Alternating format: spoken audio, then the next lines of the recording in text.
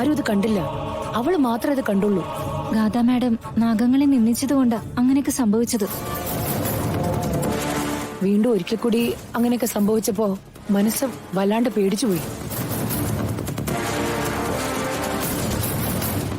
ഇനി ഗാഥ എത്ര നിർബന്ധം പറഞ്ഞാലും വാശി കാണിച്ചാലും ശരി, ഇനിയുള്ള ചടങ്ങുകളിലെല്ലാം ഗാഥയ്ക്ക് പകരം കൃഷ്ണ തന്നെയാ നിൽക്കേണ്ടത്. അത് മതി മാം.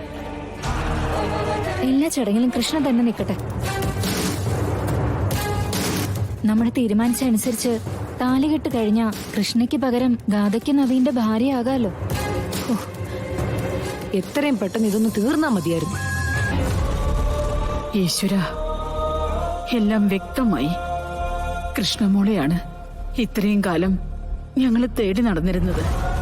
അവളാണ് കളരിക്കിലെ നാഗശാപം തീർക്കാനുള്ള പെൺകുട്ടി. അവൾ തന്നെയാണ് നവീന്റെ ഭാര്യയാകേണ്ടത്.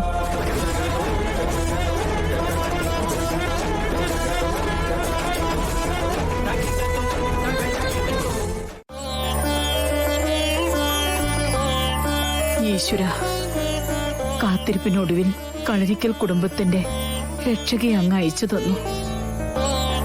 പക്ഷേ ഇത്രയും വലിയൊരു മായാജാലം ഒരിക്കലും ഞാൻ പ്രതീക്ഷിച്ചില്ല. ഗാഥമോളുടെ അതേ രൂപത്തിൽ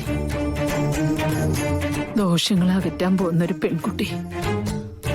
അവൾ ഞങ്ങളിലേക്ക് എത്തിച്ചേർന്നത് ആലോചിക്കുമ്പോ അവിടുത്തെ തീരുമാനങ്ങളെ കൈകൂപ്പി തൊഴാനല്ലാതെ പറ്റില്ല. ഈ കുടുംബത്തിന് ഇനിയൊന്നും സംഭവിക്കില്ല എന്ന അടിയുറച്ച വിശ്വാസത്തിലാ ഞാനിപ്പോ. എല്ലാം മുറയനുസരിച്ച് നടക്കട്ടെ. കളരിക്കൽ തറവാടിനെ ബാധിച്ചിരിക്കുന്ന ശാപം ഇതോടെ പരിപൂർണമായും ഒഴിഞ്ഞു പോട്ടെ. അനുഗ്രഹിക്കണേ ദൈവമേ.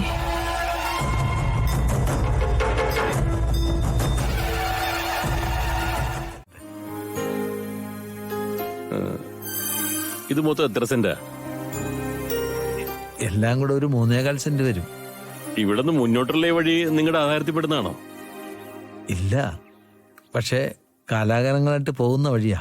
അതൊക്കെ ഒരു ദിവസം മുന്നിലുള്ളവനെ അടച്ചു കെട്ടാലോ. പഴയ കാലമൊന്നും അല്ലല്ലോ. പണ്ടത്തെ കാരണവന്മാര് നീ ഇതിലെ നടന്നു നോക്കിയോ ഗോപാലെന്ന് പറയും.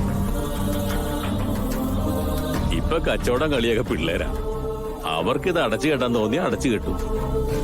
പിന്നെ 3 സെന്റ് ഒരു ബാധ്യതയായിട്ടൊക്കെ കിടക്കും. അങ്ങനൊന്നും വരില്ല സാറേ. സാർ ഒരു നല്ല വില പറഞ്ഞിട്ട് ഇതങ്ങ് എടുത്തോ. സാറിന് നല്ലതേ വരൂ. മുരളി, താൻ എന്നോട് പറഞ്ഞത് സെന്റിന് 10 രൂപ വെച്ചാ.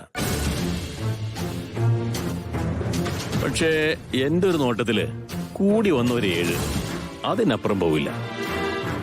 അയ്യോ സാറേ, അത് ഒരുപാട് കുറവാ. ഞാൻ പറഞ്ഞതിന് എന്തെങ്കിലും ഒന്ന് അഡ്ജസ്റ്റ് ചെയ്യാവുന്നല്ലാതെ. സാറിനറിയാലോ, കുറച്ചു നാൾ കഴിയുമ്പോ ഉണ്ടല്ലോ ഈ ഭൂമിയുടെ വില 2 or 3 ഇരട്ടിയാകും. എനിക്ക് അങ്ങനെ മനക്കോട്ട കിട്ടുന്ന പരിപാടിയൊന്നുമില്ല.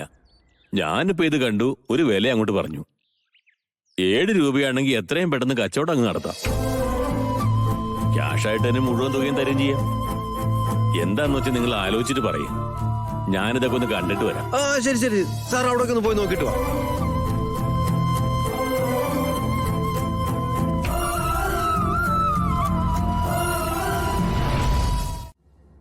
പറ്റില്ല സാറേ.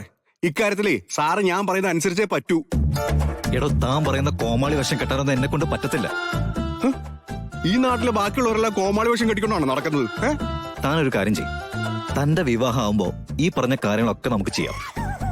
എടോ, ഓരോരുത്തർക്കും ഓരോ കോൺസെപ്റ്റ് ഇല്ലടോ. ഇത് കേൾക്കുമ്പോഴാ എനിക്ക് ഇതിങ്ങനെയാണെങ്കിൽ ഇനി അങ്ങോട്ടുള്ള ഒരു ചടങ്ങിൽ എന്നെ പ്രതീക്ഷിക്കണ്ട. പ്രതീക്ഷിക്കുന്നില്ല. താൻ എന്താന്ന് വെച്ചാ ചെയ്. എന്താടാ ഇവിടെ? എന്തിവിടെ തർക്കം? എന്താ മണിക്കുഞ്ഞെ, എന്താടാ? ഒന്നുമില്ലമ്മേ. ഒന്നുമില്ലെന്നോ? അമ്മേ, നാളെ ഹൽദി ചടങ്ങ് നടക്കാൻ പോവാ. സാറിനെ ഒരു രാജകുമാരനെ പോലെ ഒരുക്കിക്കൊണ്ടു പോകണമെന്നാണ് ഞാൻ ആഗ്രഹിച്ചത്. അത് പറഞ്ഞപ്പോ സാറ് താല്പര്യമില്ലെന്ന്. എന്റെ അമ്മ, ഇയാൾ ഓരോ കല്യാണ വീഡിയോ ഒക്കെ ഇട്ട് കണ്ടിട്ട് അതിലുള്ള പോലെ എന്റെ അടുത്ത് വേഷം കെട്ടണമെന്ന് പറഞ്ഞാൽ എനിക്കത് അനുസരിക്കാൻ പറ്റും. സാറേ, സാറിന്റെ വിവാഹത്തെ കുറിച്ച് ഞങ്ങൾക്ക് ചില സങ്കല്പങ്ങളൊക്കെ കാണും. അത് പറഞ്ഞാൽ മനസ്സിലാവുന്ന വെച്ചാ പിന്നെ എന്താ ചെയ്യാ? എന്നിട്ട് എന്തെങ്കിലും പറഞ്ഞു കഴിഞ്ഞാലുണ്ടല്ലോ അത് തന്റെ കല്യാണം ചെയ്തോളാൻ പറയും. ഞാനെന്താ കളരിക്ക തറവാട്ടിൽ ജനിച്ചാണോ? ഞാനെന്താ നവീൻ സാറിന്റെ പൊസിഷനിലാണോ? ഒരു കാര്യം പറഞ്ഞ മനസ്സിലാവണ്ടേ? എടോ തനിക്കിപ്പോ എന്താ വേണ്ടത്? താൻ പറയുന്ന രാജാപ്പാട്ട് വേഷം കെട്ടി ആളുകളെ ചിരിപ്പിക്കാനായിട്ട് ഞാൻ വന്നിറങ്ങണമെന്നാണോ? ഓ മതി മതി. ഞാൻ ആദ്യം കരുതിയതേ വഴക്കിന് എന്തെങ്കിലും കാരണം കാണുമെന്ന. അയ്യേ, ഇതൊരുമാതിരി കൊച്ചു കുഞ്ഞുങ്ങളെ പോലെ. അമ്മേ, വിവാഹത്തിന് ട്രഡീഷണൽ ഡ്രസ്സ് ധരിക്കണമെന്ന് പറയുന്നൊക്കെ ഓക്കെ.